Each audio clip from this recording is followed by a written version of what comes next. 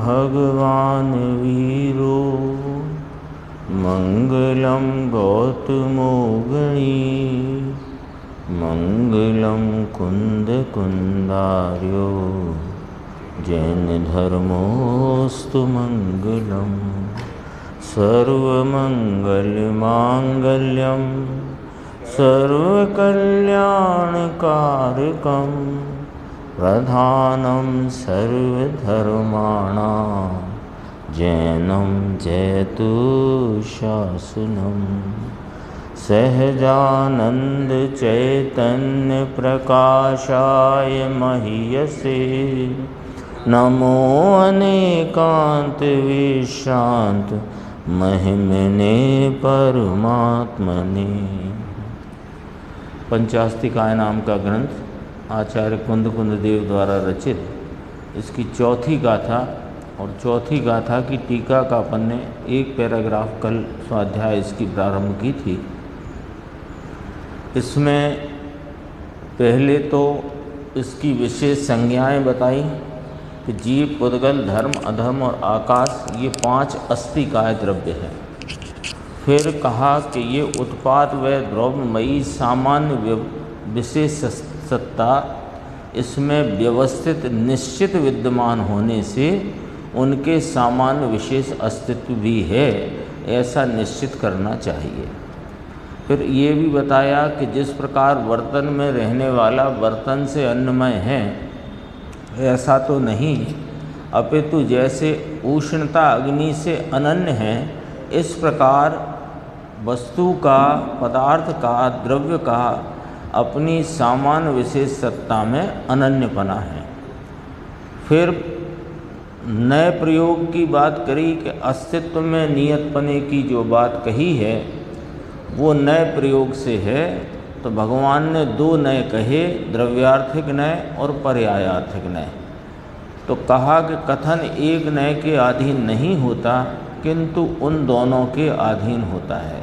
इसलिए पर्यायार्थिक नए से जो अपने से कथनचित भिन्न भी है, अस्तित्व गुण द्रव्य से कथनचित भिन्न है, यानी भाव अपेक्षा भिन्न है और प्रदेश अपेक्षा अपृथक है और वो वही है।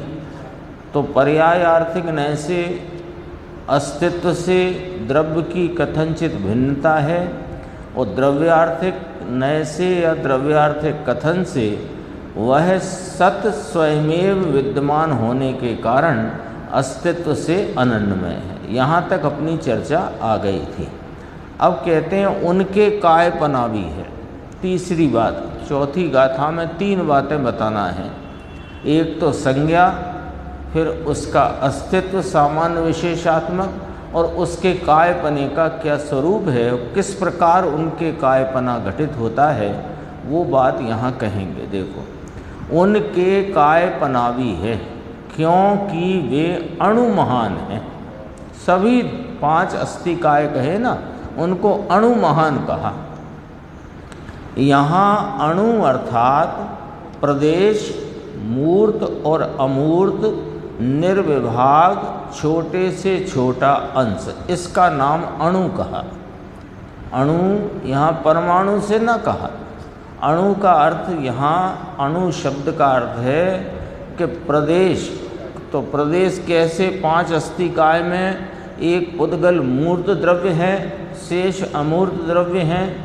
तो मूर्त और अमूर्त प्रदेश, क्योंकि मूर्त द्रव्य के मूर्त प्रदेश और अमूर्त द्रव्य के अमूर्त प्रदेश, तो वे मूर्त अमूर्त जो प्रदेश हैं उनका निर्विभाग नाम छोटे में छोटा अंश, उसको यहाँ अणु कहा। प्रदेश स्वयं निरंश है। तो मूर्त और अमूर्त निर्विभाग छोटे में छोटा अंश, उसका नाम प्रदेश, प्रदेश का नाम यहाँ अणु कहा। ठीक है। तो उनके द्वारा, उन प्रदेशों के द्वारा, बहुत प्रदेशों द्वारा महान हो। अणु माने प्रदेश और महान माने बहुत प्रदेश। तो अणु महान का अर्थ हुआ बहुप्रदेशी, ये बात हुई ना। तो बहुप्रदेशी माने काय, बहुप्रदेशी माने उसको कायपना है। 5 अस्थि काय जो कहे उनके कायपना भी है, क्योंकि वे अणुमहान हैं। तो अणुमहान का अर्थ किया, इसमें बहुत भावार्थ में भी बहुत व्युत्पत्ति इसकी संस्कृत से ली है। अभी तो ये जो शब्द आया था ना मूल गाथा में, अणुमहंता, अणुमहंता शब्द से कायपना सिद्ध किया कि जो अणुमहान होने से उनके कायपना है।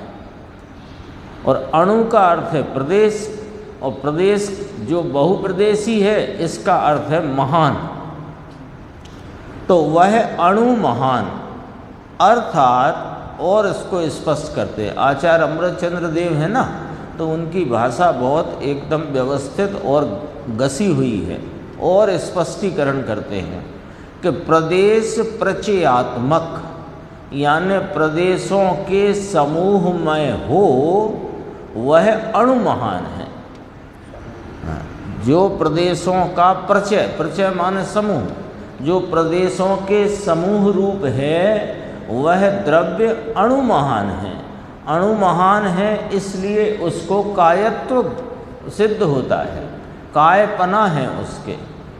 तो कहा कि प्रदेश प्रचयात्मक, प्रदेशों के समूह में हो वह अणु महान है। इस प्रकार उन्हें यानी उपर्युक्त 5 द्रव्यों को, जीव, पुद्गल, धर्म, अधर्म और आकाश, इन 5 द्रव्यों को कायत्व सिद्ध हुआ। यहाँ तक देख लो बात, फिर अपन ब्रैकेट की भी देखते हैं। कायपना है इन 5 अस्थि काय द्रव्य जो कहे, तो इनको अस्थि काय में क्यों लिया कि इनके कायपना है। कायपना क्यों है कि वे अणु महान हैं। अणु महान क्या होता है? अणु नाम वो उसके मूर्त अथवा अमूर्त प्रदेश, और बहुप्रदेश हैं तो महान अणु महान कहलाया। तो अणु महान होने से फिर उसे और भी एक अर्थ से कहा प्रदेश प्रचयात्मक, प्रदेशों के समूह में होने से वह अणु महान है। इस प्रकार उन्हें माने 5 द्रव्यों को कायत्व सिद्ध हुआ। अब कहते हैं ऊपर जो अणु महान की व्युत्पत्ति कही, उसमें अणुओं के अर्थात प्रदेशों के लिए बहुवचन का उपयोग किया है। अब जरा थोड़ा सा यहाँ व्याकरण के आधार से अर्थ करेंगे, और उस अर्थ में से क्या भाव निकलता है वो यहाँ स्पष्ट करेंगे। देखो कि ऊपर जो अणु महान की व्युत्पत्ति की, यानी अणु महंता शब्द सूत्रकार आचार्य कुंद देव ने कहा, 5 द्रव्यों के कायत्वपने को सिद्ध करते हुए अणु महंता कहा। अब अणु माने प्रदेश और महान माने बहुत प्रदेशी। तो ये जो अणु महान शब्द है ये प्रदेशों के लिए बहुवचन रूप से प्रयुक्त किया गया है। क्यों? कि बहुप्रदेशी पना है ना, तो बहुवचन का उपयोग किया गया। और कहते हैं कि संस्कृत भाषा के नियम अनुसार बहुवचन में द्विवचन का समावेश नहीं होता। हाँ, हिंदी में एक वचन और बहुवचन ऐसे चलता है, संस्कृत में एक वचन, दो वचन और बहुवचन ऐसे चलता है। तो संस्कृत भाषा के नियम अनुसार बहुवचन में द्विवचन का समावेश नहीं होता। इसलिए अब व्युत्पत्ति में किंचित भाषा का परिवर्तन करके, क्योंकि भाव निकालना है ना, भाषा के चक्कर में भाव छोड़ना नहीं है। भाव तो जो आचार्य भगवान अणुमहंता कहना चाहते हैं उसमें द्वि अणुक स्कंद फिर कहाँ जाएगा? वो भी अनेक प्रदेशी हुआ ना, एक नहीं अनेक प्रदेशी है, उसके भी कायत्व है। कायत्व है ना शक्ति रूप से, जो अपन ने देखा था पुद्गल के भी एक प्रदेशी पना व्यक्ति रूप से और शक्ति रूप से अनेक प्रदेशी पना है। देखो अभी किंचित भाषा का परिवर्तन करके द्वि अणुक स्कंधों को भी अणु महान बतला कर उनका कायत्व सिद्ध किया जाता है। यानी देखो, व्याकरण का नियम भी बता दिया और उस व्याकरण के नियम के उपरांत भी जो भाषा में जो बात कही उसमें भाव क्या निकल के आता है, तो भाव भी स्पष्ट कर दिया। तो दो अणुओं यानी दो प्रदेशों द्वारा महान हो वह अणु महान। अब भाषा में किंचित परिवर्तन किया और दो अणु वाले स्कंद को भी अणु महान बतलाया और अणु महान बतला कर कहते हैं दो अणुओं माने दो प्रदेशों द्वारा महान हो वह अणु महान है। अणु महंता जो आचार्य कुंद भगवान ने कहा वो दो ही अणुक स्कंदों को भी लागू पड़ेगा। ये वाली बात यहाँ टीकाकार आचार्य भगवान ने स्पष्ट की। ऐसी व्युत्पत्ति से दुई अणुक पुद्गल स्कंधों को भी अणु महान पना होने से कायत्व है।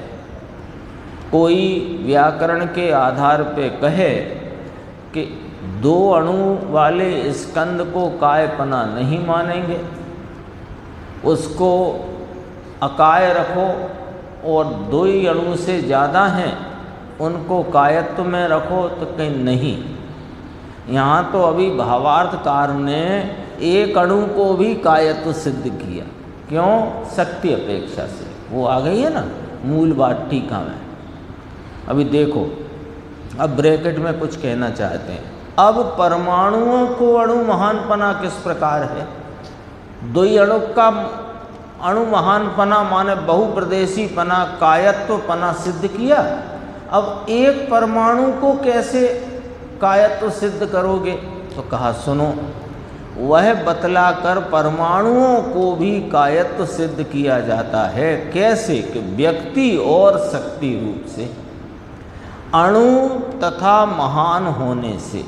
अणु तथा महान दो शब्द आए ना, अणु नाम प्रदेश और महान माने बहुत। अर्थात परमाणु व्यक्ति रूप से एक प्रदेशी तथा शक्ति रूप से अनेक प्रदेशी होने के कारण परमाणुओं को भी उसके एक प्रदेशात्मक पना होने पर भी अणु महान पना सिद्ध होने से कायत्व सिद्ध होता है। अब इसको कायत्व कैसे सिद्ध किया? कि वो तो एक प्रदेशी है, उसको बहुप्रदेशी कैसे कहा? कि वो परमाणु व्यक्ति रूप से एक प्रदेशी। हाँ, व्यक्तता परमाणु को देखो, कोई स्कंद में परमाणु मात्र जो है वो अपनी स्वतंत्र सत्ता से स्वयं क्षेत्र एक प्रदेशी, लेकिन उसमें ऐसी शक्ति है कि वो मिलके रहे, वो अन्य परमाणुओं से स्कंद रूप भाव को प्राप्त करके रहा हुआ होने से ऐसी शक्तिवान है। तो ऐसी शक्ति के अपेक्षा देखो तो उसको अणु महानपना सिद्ध होता है। वो मिलके ही रहे, छुट्टा रहता नहीं, तो मिलके रहता है। तो दो ही अणु भी रहे तो भी हो गया है सिद्ध अणु महानपना। और शक्ति रूप से अनेक प्रदेशी होने के कारण परमाणुओं को भी उसके एक प्रदेशात्मक पना होने पर भी अणु महानपना सिद्ध होने से कायत्व सिद्ध होता है। अब कहते काल अणुओं को नहीं होता। 6 द्रव्य है ना, जीव, पुद्गल, धर्म, अधर्म, आकाश और काल। तो काल एक प्रदेशी है, शक्ति रूप भी और व्यक्ति रूप भी, इसलिए उसको कायत्व न व्यवहार से सिद्ध है न निश्चय से सिद्ध है। परमाणुओं को तो वे मिलके रहते हैं तो उनकी ऐसी शक्ति या स्वभाव है, तो उस अपेक्षा से परमाणु यद्यपि निश्चय से एक प्रदेशी तथापि मिलके रहे हुए होने का व्यवहार, स्कंद व्यवहार पर्याय है ना, तो उस समान जाति द्रव्य पर्याय है, तो उस पर्याय की अपेक्षा उसको कायत्व सिद्ध हुआ, लेकिन कालाणु को नहीं हुआ। वो अब काय का मतलब बहुप्रदेशीपना, जैसे एक प्रदेश है तो वो कायत्व नहीं है, और बहुत प्रदेश हैं तो कायत्व। जैसे जीव असंख्यात प्रदेश वाला है तो ये कायत्व हुआ। धर्मास्तिकाय अधर्मास्तिकाय असंख्यात प्रदेश वाले हैं, इनको भी कायत्व हुआ। और आकाश अनंत प्रदेश वाला है तो इसको भी कायत्व हुआ। अब काल रह गया, वो सदैव एक प्रदेशी है तो उसको कायत्व घटित नहीं होता। 6 द्रव्य में 4 की बात अपन ने की, जीव की, धर्मास्ति, अधर्मास्ति, ये 3 असंख्यात प्रदेशी, आकाश अनंत प्रदेशी। और पुद्गल में पुद्गल परमाणु यद्यपि एक प्रदेशी है तथापि उसके व्यक्ति रूप एक प्रदेश पना होने पर भी शक्ति अथवा स्वभाव अपेक्षा उसको बहुप्रदेशी पना घटित होता है। तो बहुप्रदेशी पना घटित होने से पुद्गल को भी पुद्गलास्ति काय कहा जाता है, उसको भी काय पना यानी बहुप्रदेशी पना घटित होता है। यहाँ तक बात हो गई। अब कहते हैं कालाणुओं को व्यक्ति अपेक्षा से तथा शक्ति अपेक्षा से प्रदेश प्रचयात्मक महान पने का, प्रदेश प्रचयात्मक माने प्रदेशों के समूह रूपता का बहुभाव का अभाव, महान का अर्थ है यहाँ बहुत।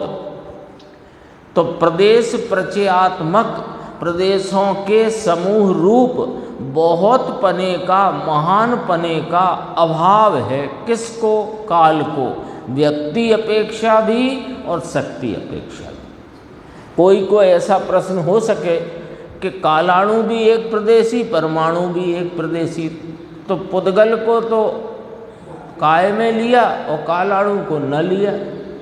तो उसका कारण कि पुद्गल में व्यक्ति अपेक्षा एक प्रदेश पना होने पर भी शक्ति और स्वभाव अपेक्षा बहुप्रदेशी पना घटित होता है, किंतु कालाणु में तो न व्यक्ति अपेक्षा न शक्ति अपेक्षा किसी अपेक्षा भी उसमें बहुप्रदेशी पना, बहुत प्रदेशों के समूह पने का अभाव होने से उसको कायपना घटित नहीं होता। फिर कहते हैं यद्यपि वे अस्तित्व में नियत हैं। देखो चौथी गाथा पंचास्तिकाय की, काल द्रव्य की अस्थि यहाँ खड़ी करी।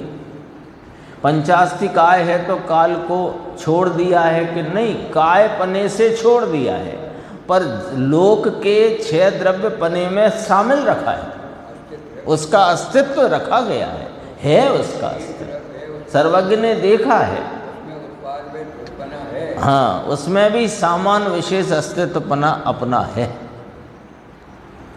उसका अस्तित्व में वह नियत है। जो कल अपनी चर्चा चली थी ना, सामान विशेष अस्तित्व, अस्तित्व में नियतपना है, उसको 2 नय से कहा गया है। पर्यायार्थिक नय से कथनचित अस्तित्व में भिन्न अन्यपना है, अस्तित्व और पदार्थ का, द्रव्य का, और द्रव्यार्थिक नय से अनन्यपना है।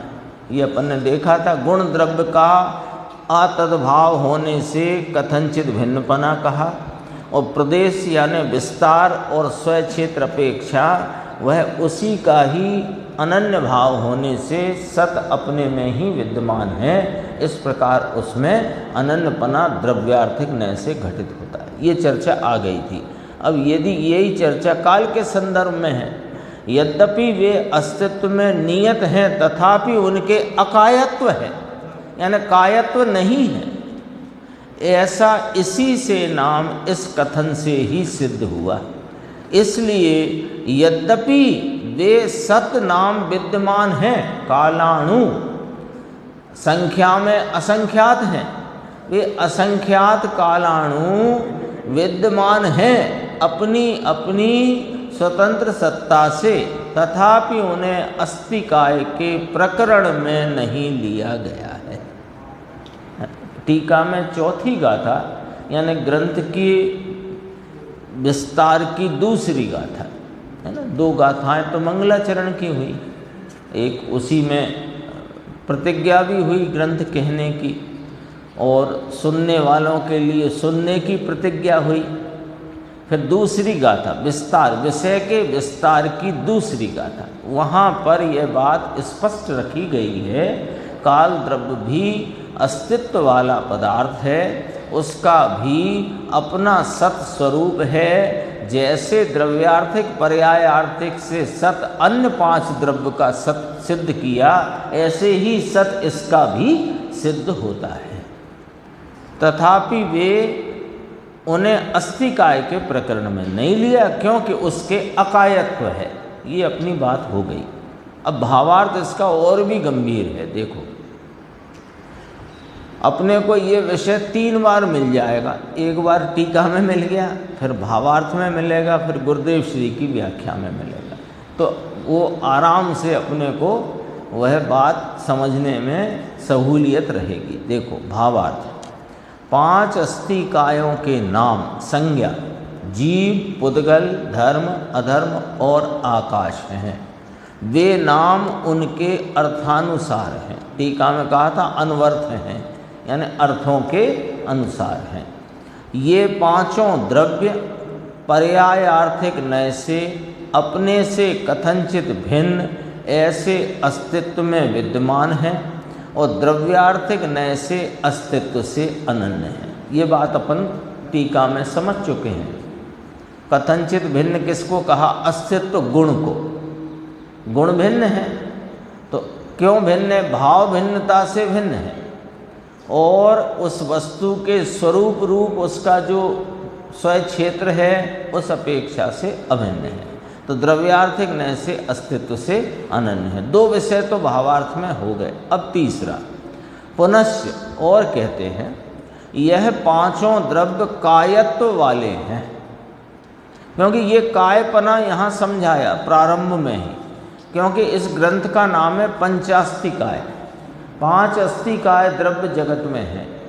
तो 5 अस्थिकाय हैं, तो जैसे अभी काय क्या है वो समझना जरूरी है ना, नहीं तो काय पंचास्तिकाय तो वो 6वां अस्थिकाय क्यों नहीं, और कायपना क्या है वो चर्चा यहाँ है। देखो, 5 द्रव्य कायत्व वाले हैं क्योंकि वे अणुमहान हैं।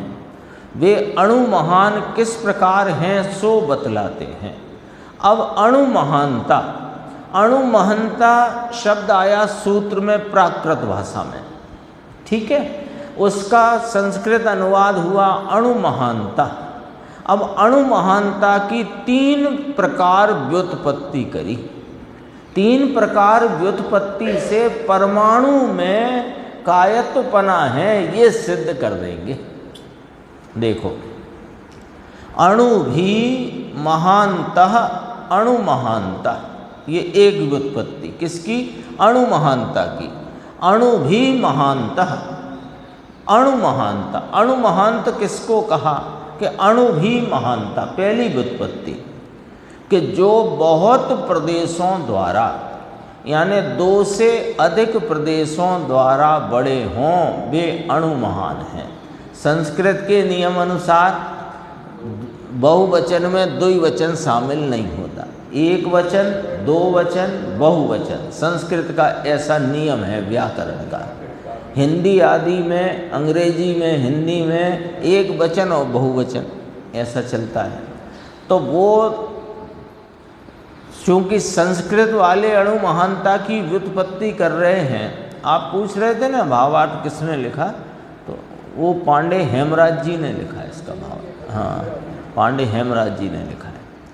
अणु भी महानता, अणुमहानता अर्थात जो बहुत प्रदेशों द्वारा, अब यहाँ बहुत प्रदेशों का अर्थ लेना 2 से अधिक प्रदेशों द्वारा बड़े हों वे अणुमहान हैं।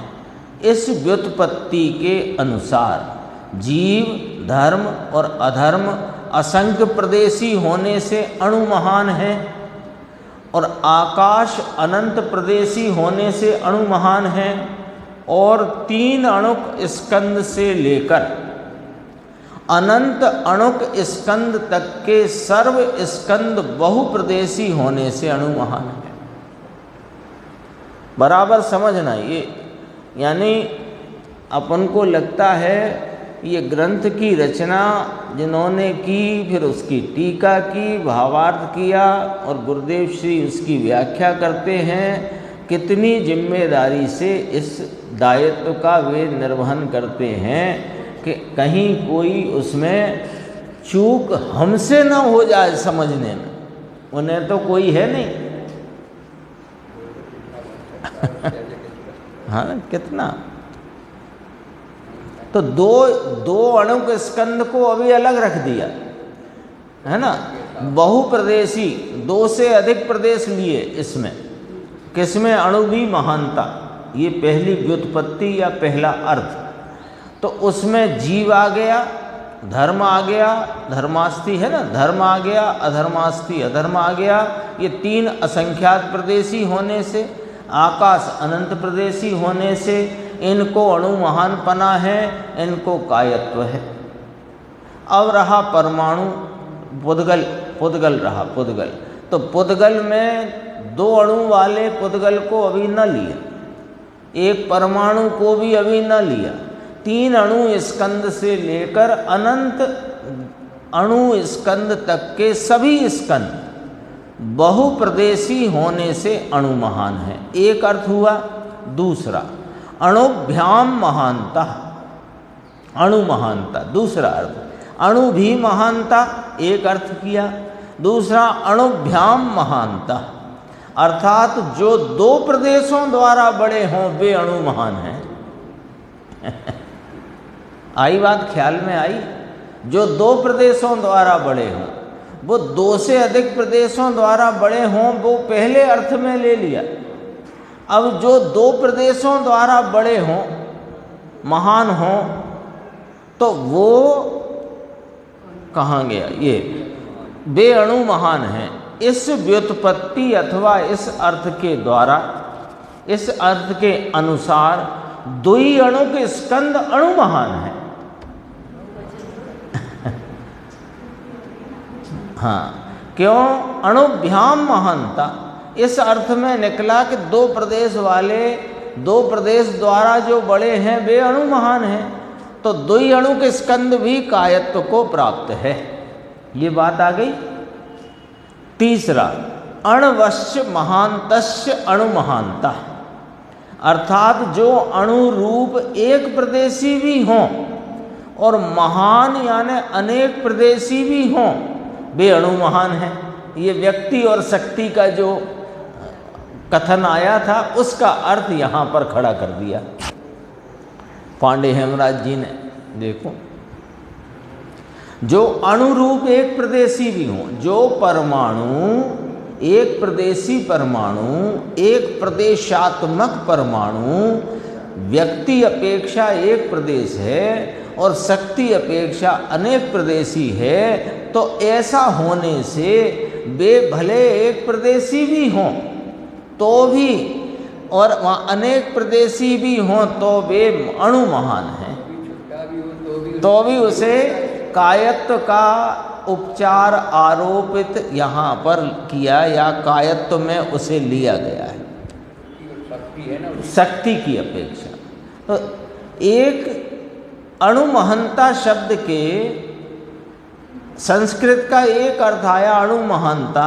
अणु महानता के 3 अर्थ आए, अणु भी महानता, दूसरा आया अणुभ्याम महानता, और तीसरा आया अणवश्च महानतस्य अणु महानता।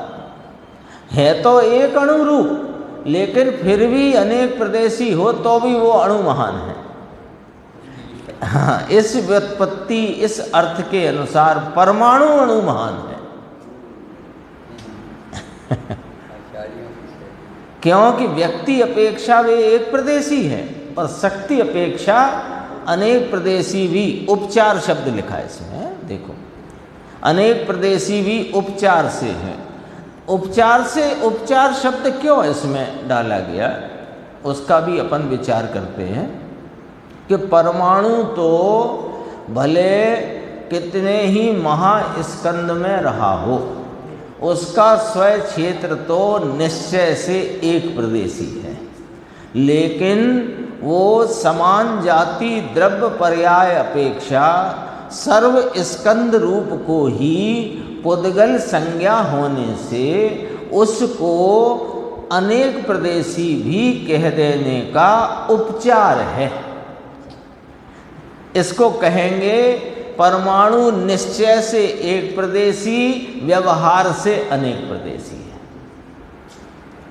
तो व्यवहार इतना उसकी पर्याय में, उसके वर्तन में, उसके परिणमन में लागू पड़ जाता है, इसलिए उसे कायत्व लागू पड़ता है, उसमें कायत्व सिद्ध होता है। ये व्याख्या है। हैं? हाँ, सब में कायत्वपना, क्योंकि तीन द्रव्य तो असंख्यात प्रदेशी, एक आकाश अनंत प्रदेशी, तो वे तो पहली ही व्याख्या में कायत्व की सिद्धि वहाँ हो जाती है। अब संस्कृत कहती है कि द्विवचन नहीं लेंगे हम बहुवचन में, तो फिर यहाँ एक और अर्थ डालकर उस द्वि अणुक स्कंद को भी अणु महान कहकर उसका कायत्व सिद्ध किया। फिर जो स्कंद है वो उपचार से, उपचार क्यों कहा? समान जाति द्रव्य पर्याय है। दरअसल वो उस पुद्गल के गुणों की पर्याय नहीं है, लेकिन उसमें रुक्षता स्निग्धता का गुण है, स्पर्श गुण है ना, और स्पर्श गुण में रुक्षता स्निग्धता का परिणमन है, और रुक्षता स्निग्धता के परिणमन में वो अन्य परमाणु से जुड़कर मिलकर रहता है।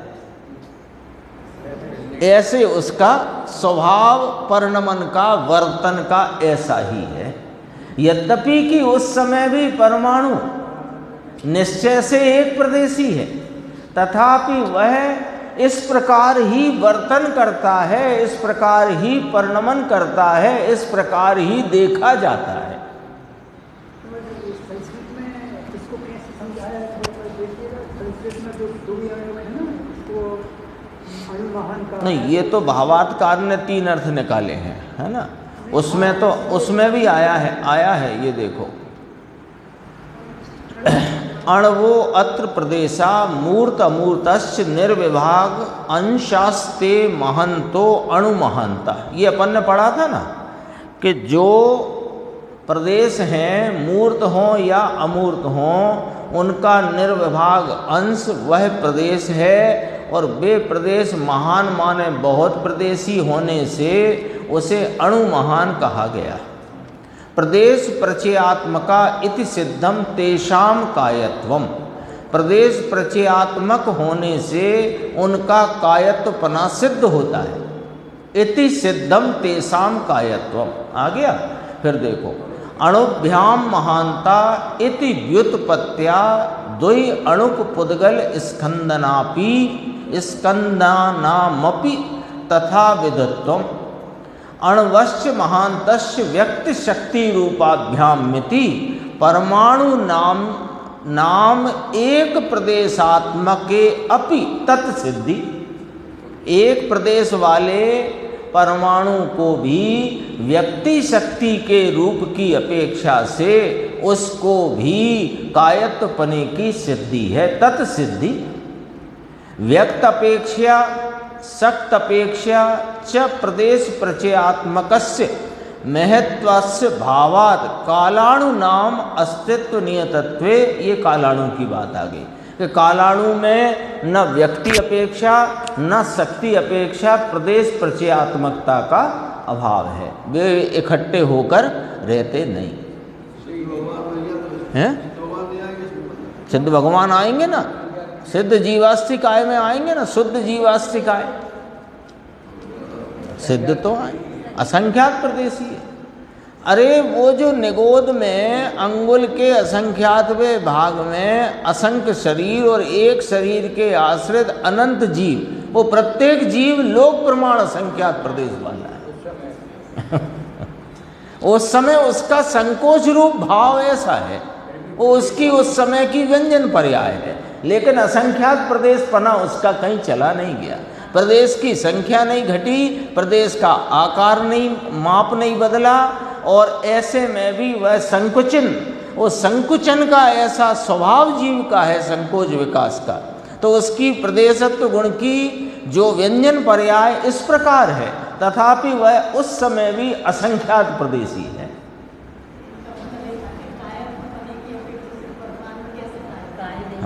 नहीं, वो काय नहीं, ये वाली काय की बात नहीं चल रही, ये तो काया, काया नाम शरीर वो नहीं, काय माने बहुप्रदेशी। काय शब्द जो है ना, कायत्व या काय, काय शब्द है बहुप्रदेशी, बहुत प्रदेशों का होना, इसका नाम काय है। देखो प्रत्येक द्रव्य, इसी में आ गई है बात, अपन बात करते हैं, प्रत्येक द्रव्य सत्स्वरूप है, अपनी सामान्य विशेषात्मक सत्ता वाला है। उत्पाद व द्रव्य युक्तम सत, इसमें आ गई थी ना चर्चा, उत्पाद व इसकी विशेष सत्ता है और द्रव्यपना इसका सामान्य सत्स्वरूप है। तो प्रत्येक द्रव्य सत्स्वरूप है, सत है वह स्वय चतुष्टय रूप होता है। तो स्वय चतुष्टय में क्या आएगा? स्वय द्रव्य, स्वय क्षेत्र, स्वय काल और स्वय भाव। अब अपन यहाँ कायपना काय में घटित हो रहा है कि क्षेत्र के संदर्भ से, क्षेत्र की अपेक्षा कायत्व घटित हो रहा है ना, या कायपना जो जिनागम में जिनेन्द्र परमात्मा ने कहा वो क्षेत्र अपेक्षा कहा। तो सबका अपना अपना स्वय क्षेत्र है, तो जिसका स्वय क्षेत्र बहुप्रदेशी है वे कायत्व वाले हैं, और जिनका स्वय क्षेत्र एक प्रदेशी है वे कायत्व वाले नहीं हैं। अभी एक इतनी व्याख्या, तो कालाणु एक प्रदेशी होने से काय वाला नहीं है। हाँ, सिद्ध भगवान जीव हैं और धर्म है और अधर्म है और आकाश है, तीन अपन ने कहे ना, जीव धर्म अधर्म असंख्यात प्रदेशी। तो असंख्यात प्रदेशी बहुप्रदेशी हुए कि ना? तो काय हुई कि नहीं? काय माने शरीर नहीं, काय माने बहुप्रदेशी। दूसरे शब्दों में कहो, आकाश के एक से अधिक प्रदेश में उसका अस्तित्व है, यानी असंख्यात प्रदेश, जितने का लोकाकाश है ना उतने में इसके परमाणु फैल सकें। सबका अपना स्वय सत्ता है, सत्ता का स्वय चतुष्टय है, चतुष्टय में उसका स्वय क्षेत्र है। स्वय क्षेत्र कितना? जीव का स्वय, अभी अपन ने निगोद की बात करी ना, निगोद की अवगाहना की, तो स्वय क्षेत्र कितना जीव का? असंख्यात प्रदेशी। तो असंख्यात प्रदेशी हुआ तो संख्यात से भी अधिक है ना असंख्यात, तो बहुप्रदेशी तो हो गया, तो बहुप्रदेशी होने से कायत्व है। तो जीव को, सब जीवों को, सिद्ध हों के संसारी, सबको कायत्व है। यहाँ काय से मतलब नहीं है, शरीर से मतलब नहीं है। केवल ज्ञानी जब समुद्धार करते हैं तो उनके प्रदेश पूरी आकाश लोकाकार में कहते हैं कि नहीं कहते हैं, तो फैले, नहीं तो कहाँ से फैले, है ही अभी। अब तीन द्रव्य तो कहे असंख्यात प्रदेशी, आकाश अनंत प्रदेशी, तो इनमें तो कोई बात ही नहीं है, ये तो बहुप्रदेशीपना इनके निश्चित ही हो गया, अपने ज्ञान में भी हो गया। अब रहे परमाणु और कालाणु, तो कालाणु हैं उसमें ना तो शक्ति अपेक्षा और ना तो व्यक्ति अपेक्षा मिल जाने की या प्रदेश के समूह रूप हो जाने की उनमें ना शक्ति है ना व्यक्ति है।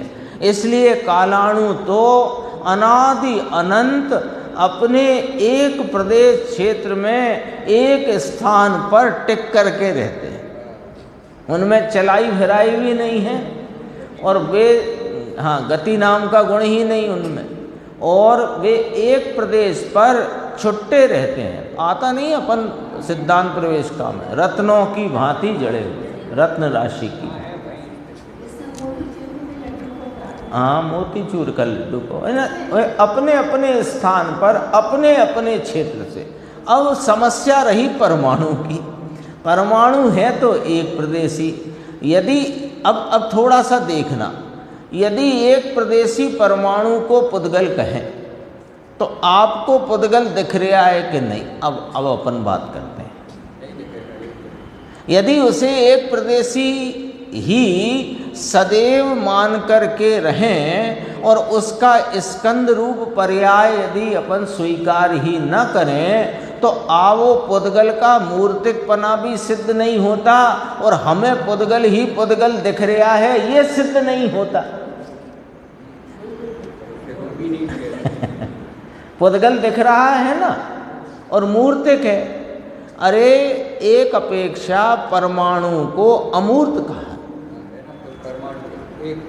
क्योंकि इंद्रिय प्रत्यक्ष नहीं होने से उसे अमूर्त कहा। लेकिन वह परमाणु का शक्ति, देखो यहाँ ऐसा नहीं कहा कि उसका स्वयं क्षेत्र एक प्रदेशी है लेकिन उसमें व्यक्तिपने बहुप्रदेशपना, ऐसा नहीं। व्यक्तिपने तो वो एक प्रदेशी है, लेकिन उसमें शक्ति नाम उसका स्वभाव ऐसा है कि उसमें स्निग्धता और रुक्षता का परिणमन प्रति समय उसके स्पर्श गुण में बढ़ता है। उससे वह अन्य परमाणुओं के साथ मिलकर रहने का उसका स्वभाव है। तो ये जो कुछ दिखाई दे रहा है टेबल कुर्सी आदि, ये पुद्गल है। ये किस आधार पर कहा कि समान जाति द्रव्य पर्याय के आधार से ये पुद्गल है, ये पुद्गल है, ये पुद्गल है।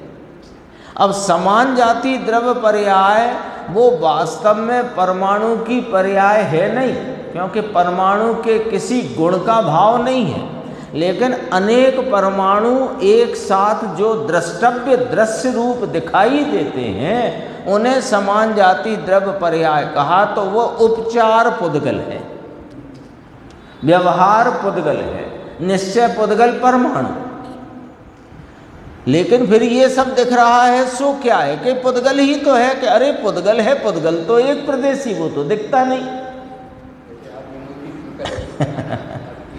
उसका दाना है, अब उसको अगर है तो वो कई प्रदेश, हाँ, एक प्रदेशी का एक परमाणु, हाँ वो तो उदाहरण में बिखरने की शक्ति है, बिखरने की भी ताकत, हाँ बिखरता भी है, बिखर के तो फिर भी द्वि अणुक त्रिअणुक ऐसा रह जाता है। ऐसा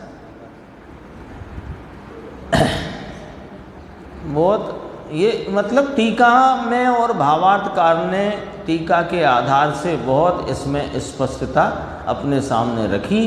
देखो इस प्रकार उपर्युक्त पांचों द्रव्य अणु महान होने से कायत्व वाले हैं। कायत्व बहुप्रदेशीपना, ये याद कर लो आप। तो काय का अर्थ पंचास्ति काय में काय का अर्थ बहुप्रदेशीपना होता है।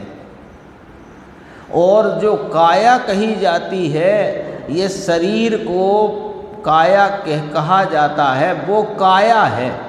वो काया को समझो, उस शब्द को काय कहने का रिवाज हो गया कोई अपेक्षा से, कोई छंद अनुरोध आदि में। वैसे तो इसका नाम काया है,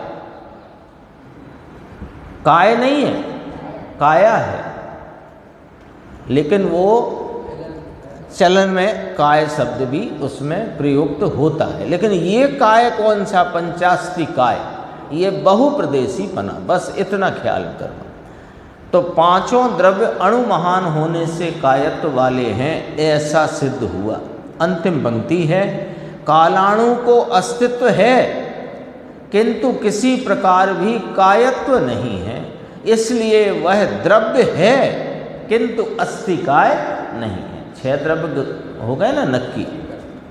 अभी देखो गुरुदेव का प्रवचन अपन 90 पेज है इसमें मेरे पास, यानी जहाँ शुरू हुआ उसके तीसरे चौथे पेज पे मिलेगा, तीसरे पे मिलेगा। यहाँ तो कहते हैं कोई भी पदार्थ भगवान ने 6 द्रव्य कहे और ऐसा है, कहे और ऐसा है, यानी उन्होंने अपने ज्ञान में देखे, जाने और कहे, तो वे हैं ऐसे ही, तब जाने और जाने सो कहे। प्रत्येक द्रव्य अपने विशेष और सामान्य सत्ता में रहा हुआ है, अर्थात कि उसकी पर्याय और द्रव्य में रहा हुआ है। अब देखो यहाँ गुरुदेव की शैली, यहाँ पहले विशेष सत्ता शब्द क्यों लिया? टीकाकार ने तो सामान्य विशेषात्मक सत्ता कहा था, गुरुदेव ने यहाँ विशेष शब्द क्यों पहले लिया? क्योंकि उत्पाद व ध्रुव युक्तम सत, उसमें उत्पाद व है वो विशेष सत्ता है, ध्रुव है वो सामान्य सत्ता है। तो उस बात को यहाँ अपने ख्याल कराने को उसको यहाँ पहले विशेष सत्ता कहा, फिर सामान्य सत्ता कहा, फिर इसीलिए आगे की पंक्ति में कहा अर्थात कि उसकी पर्याय और द्रव्य में रहा हुआ है। कोई द्रव्य कोई तत्व किसी की अवस्था में रहा हुआ है ऐसा नहीं है, किसी अन्य द्रव्य की अवस्था में कोई अन्य द्रव्य रहा हुआ है ऐसा नहीं है। अपनी ही पर्याय विशेष अवस्था रूप भाव में अपना द्रव्य अपनी अवस्था में रहा हुआ है। सुबह आ गई है चर्चा, पर्याय के पीछे त्रिकाल भगवान विराजता है। वो ये बात यहीं से निकल आती है। हाँ, प्रगट पर्याय है और पर्याय में रहा है कौन? द्रव्य। कैसे? पर्याय रूप के नहीं, पर्याय में वह द्रव्य रूपता से अपनी सामान्य एक रूप सदृश सत्ता से रहा हुआ है। ये सच बताएं तो ये जैन दर्शन की मूल बातें हैं जो गुरुदेव ने ऐसी बिल्कुल ऐसी लुटा दी हैं, बांट दी हैं। ये पॉइंट कौन समझाने वाले हैं? ये वाली बात है। हाँ, कितने ही गुरुदेव के सामने तो कितने बड़े बड़े पंडित थे उस समय ना, बड़े बड़े कैलाश चंद जी, बंसीधर जी, फूलचंद जी, मक्खन लाल जी, ऐसे बड़े बड़े पंडित आते थे। वे कहते थे हमने तो ये पढ़ा ही नहीं है। काशी में पढ़े, बनारस में न्याय तीर्थ आदि, ऐसा सामान्य शास्त्री वास्त्री नहीं, न्याय तीर्थ आदि सब किया और इसके बाद अनेकों ग्रंथ सिद्धांत के पढ़े और उनने टीकाएं भी रची ग्रंथों की। लेकिन जब गुरुदेव से सुना कि ग्रंथों में अर्थ क्या, उसका तात्पर्य क्या, यहाँ भाषा में से अभिप्राय क्या खड़ा होता है, जब ये सुना तो बोले हमने तो ये कभी पढ़ा ही नहीं था, हमें तो ये पता ही नहीं था।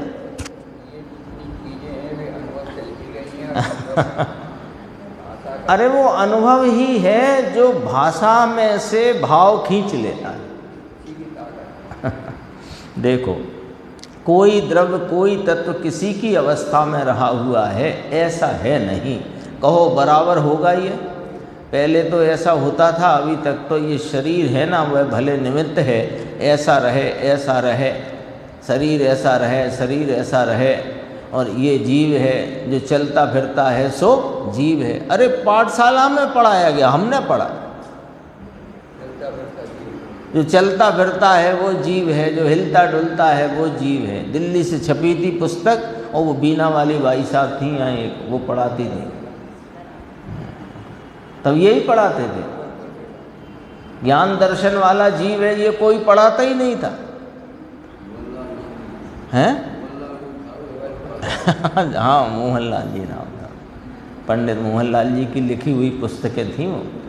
फिर जब गुरुदेव के समय में बाल पोथी छपी, फिर उसमें पहला पाठ आया, मैं जीव हूँ, मुझ में ज्ञान है, मैं ज्ञान से जानता हूँ, शरीर अजीब है, शरीर में ज्ञान नहीं, इसलिए वह जानता नहीं। सब ये पद्धति बदल दी पूरी। ये मूल पद्धति तो अब आई। हाँ, फिर बाल बोध वगैरह बने बाल पोथी के बाद, पहले बाल पोथी बनी, हाँ, सोनगढ़ से, उसमें चित्र आदि भी दिए थे सब।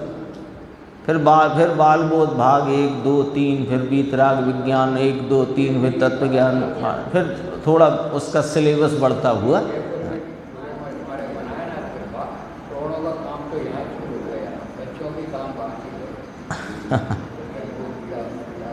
देखो यहाँ गुरुदेव ने कहा, पहले कहते थे ना हिले डोले चले फिरे, तो कहा अंदर जीव है तो सीधा खड़ा नहीं रहता, यहाँ का कुछ होता है। वह 28 वर्ष का जवान व्यक्ति ऐसे डगमगाता था, पैरों पर खड़ा नहीं रह पाता था, ऐसी कोई स्थिति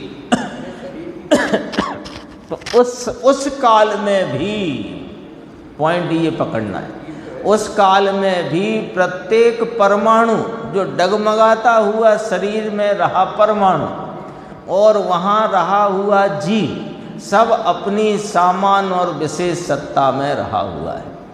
क्रियावती शक्ति देखो, भूतल में 14 राजू की एक समय में चले, जीव में तो 7 राजू की है, वो तुम्हारे से चले तो फिर वो 14 राजू। जीव की तो 7 राजू ऐसा ही है कि वो मध्य लोक से ही जाता है, तो वो है ही 7 राजू लोक का, इससे अधिक की है ही नहीं। परमाणु में तो एक समय में 14 राजू चढ़ सके, ऐसी उसकी स्वयं की सामर्थ्य। देखो ये तो अभी क्या कहते हैं, उस काल में भी प्रत्येक परमाणु अपने सामान विशेष शक्ति माने सत्ता कहना है, सत्ता में रहा हुआ है। एक एक परमाणु ध्रुव और उत्पादवय। अब यहाँ सामान्य पहले लिया ना गुरुदेव ने, तो ध्रुव को पहले लिया। ध्रुव और उत्पादवय एक समय के 3, एक समय में उत्पादवय ध्रुव, ये प्रवचन सार में सिद्ध किया। एक समय के 3 उसमें वह रहा हुआ है। कहो छगन भाई अभी आत्मा कहाँ रहा है, क्या कहते हैं ये, कहाँ रहा है? कि साहब इस देह में रहा है कि ना। अब अगली गाथा जो आने वाली है परमात्म प्रकाश में, उसमें कहा कि आत्मा देह में स्थित है, ये तो उपचार है, वह तो अपने स्वभाव में स्थित है। पीछे 2 गाथाएं आ गई ना, देहालय में स्थित है, सिद्ध भगवान सिद्धालय में, और सिद्ध समान ये शुद्धात्मा देहालय में स्थित है, ये कहा था। अब उसका निषेध कर देंगे अगली गाथा में।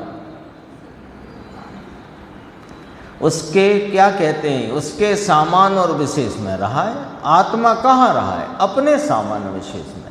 पुद्गल कहाँ रहा है? अपने सामान विशेष में। धर्मास्ति अधर्मास्ति आकाश अपने सामान विशेष में। और काल यद्यपि कायत्व को प्राप्त नहीं, तो भी वह अपने सामान विशेष में। द्रव्य तो है, हाँ।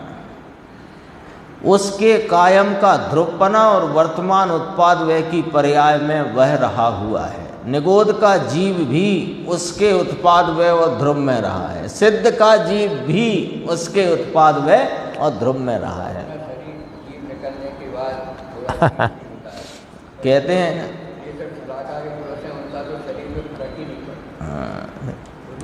क्यों रहता है, वो उसकी योग्यता। निगोद का जीव भी उसके उत्पाद व्यय और ध्रुव में रहा है। एक प्रश्न आ गया है कहीं, 53-54 गाथा आएगी जब प्रमाण प्रकाश की, साहेब तो वहाँ किसी ने पूछा कि सिद्धों के उत्पाद व्यय कैसे घटित होएगा?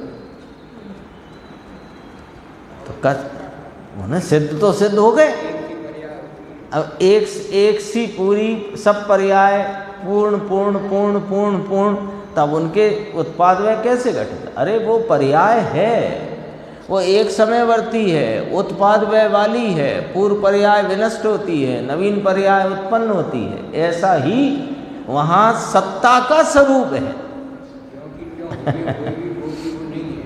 नया नया केवल ज्ञान हर समय जैसे भी सिद्ध होता है, पहले जो भूतकाल था वो वर्तमान हो गया, हाँ उससे हो जाता है नई नई केवल ज्ञान की पर्याय नवीन, और आनंद भी नया नया, बासी नहीं। बासा आनंद भोगे ऐसा नहीं है सिद्धत्व। प्रत्येक समय नया उत्पाद रूप, वर्तमान उत्पाद रूप, वर्तमान आनंद, ज्ञान का वेदन वर्तमान, आनंद का भाव वर्तमान।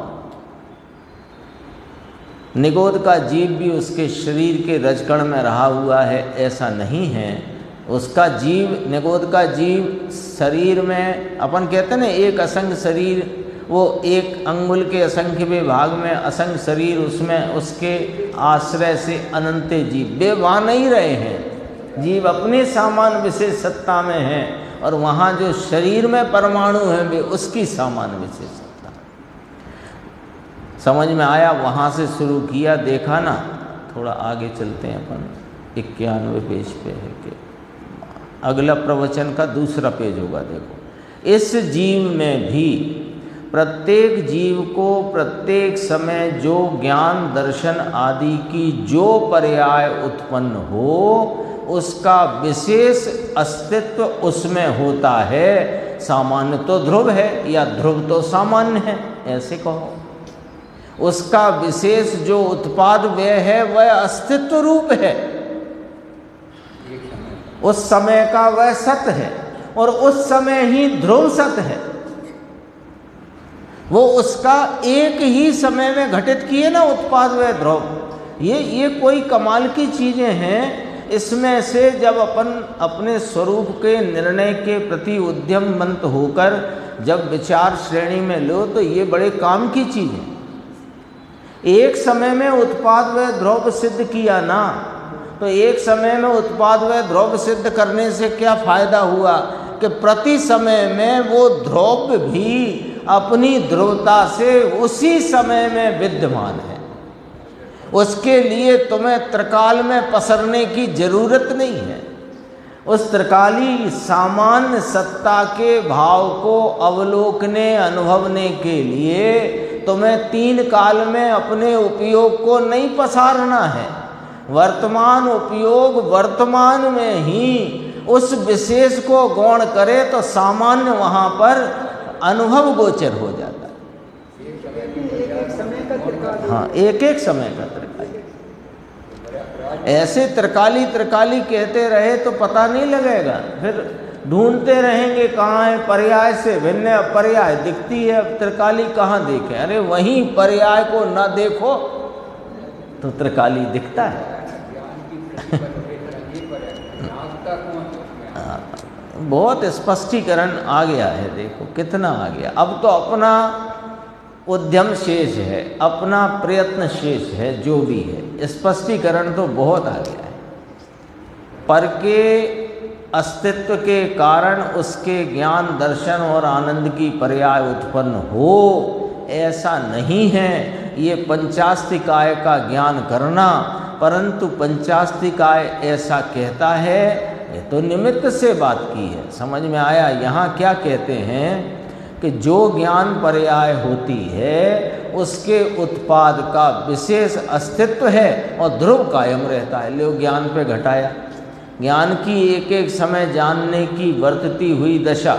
अभी पंचास्तिकाय में 5 कौन हैं, अस्तिकाय कौन है, कायत्व किस प्रकार है आदि जो विचार जानना हुआ, वो जानने में ये निमित्त है। और जानने की पर्याय है वो इस आत्मा की विशेष सत्ता है, और वहीं पर उसका सामान्य स्वरूप कायमी भाव से रहा हुआ है। सब सामने ध्रुव कायम रहता है, दोनों होकर उस अस्तित्व में होने पने में रहा हुआ जीव है। उसके उत्पाद की किसी भी पर्याय में दूसरे के उत्पाद के विशेष पर्याय से विशेष होता है ऐसा नहीं है। कर्म का उदय का विशेष रूप भाव, उदय रूप भाव है वो कर्म परमाणुओं का विशेष है। तो वो उस विशेष से जीव का विशेष होए और जीव के विशेष से कर्म का विशेष होए ऐसा कभी होता नहीं है, क्योंकि प्रत्येक द्रव्य अपनी सामान्य विशेष सत्ता में रहा हुआ है। शेष चर्चा आगे करें।